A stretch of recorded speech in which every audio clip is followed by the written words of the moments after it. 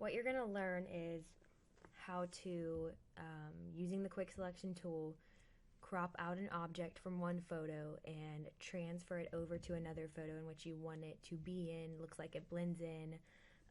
We can even make that photo 3D. In my instance, for my photo, it's going to be a girl and she's sitting on top of the world. And so I'm going to make it look 3D so that it looks like she's actually sitting up on top of the world. So bear with me, but go ahead and open Photoshop. And then after that, go ahead and open your object file that you're going to want to crop out. So there's the file that I'm going to want to crop out the object. So I'm going to be cropping her. So what we're first going to do is using the quick selection tool. Make sure, so you're going to click the quick selection tool.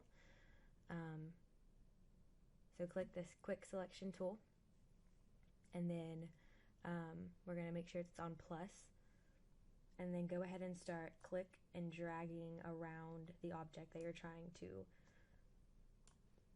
crop out of the actual photo. Make sure you outline it perfectly, around the parts of the photo that you actually do want to include.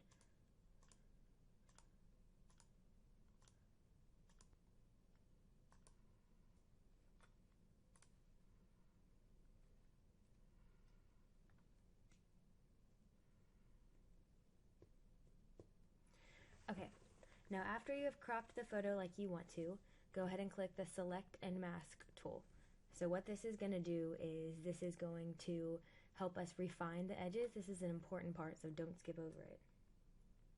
So what you'll do is move, okay, so this is not smooth. You see how ragged it is around the edges? So we're going to make it smooth. And I'm also going to feather it a little bit. So feathering just kind of blurs the outside image to make the photo look less like rigid around the edges, to look more natural. And the contrast kind of takes away that blurriness around the edges. Okay, so now after you've kind of edited your photo as much as you need to using the Select and Mask panel, click OK at the bottom right corner. And then go ahead and click Select, and then go to Inverse. And then after you select the inverse, you see how it's now selected the entire other part around the photo also. So it selected the opposite part.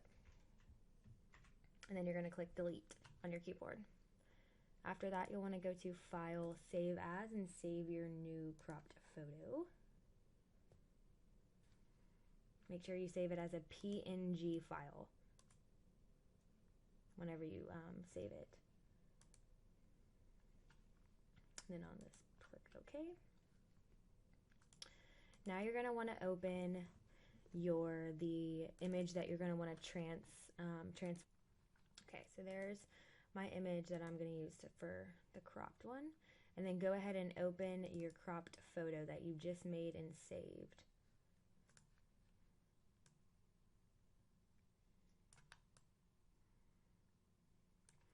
So what tool or smudge tool.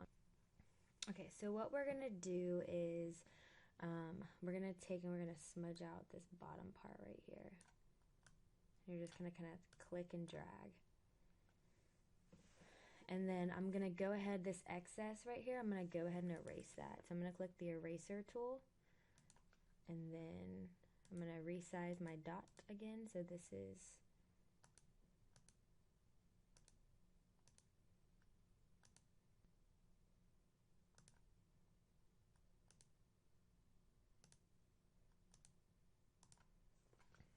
okay, so then I'm going to go back to the smudge tool. I'm going to expand this out just a little bit, because I'm going to make it look like it's sitting on top of the world. Off.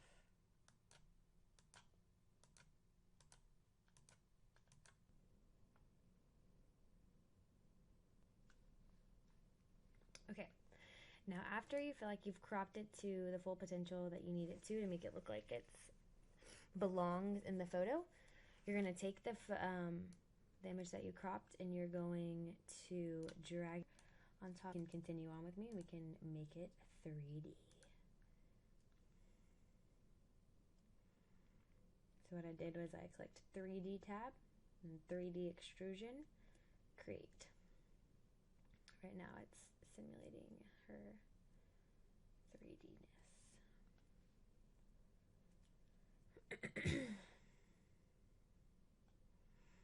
Okay, now you'll just want to play around with your photo to make it kind of actually look like she's sitting on there.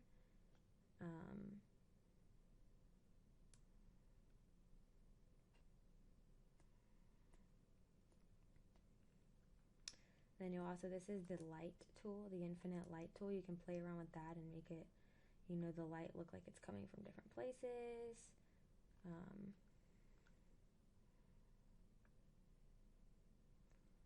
However you want to do it.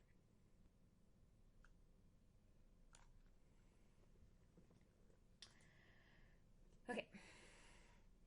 Now after you've done that, you have your image of the person on top of the world and it looks 3D.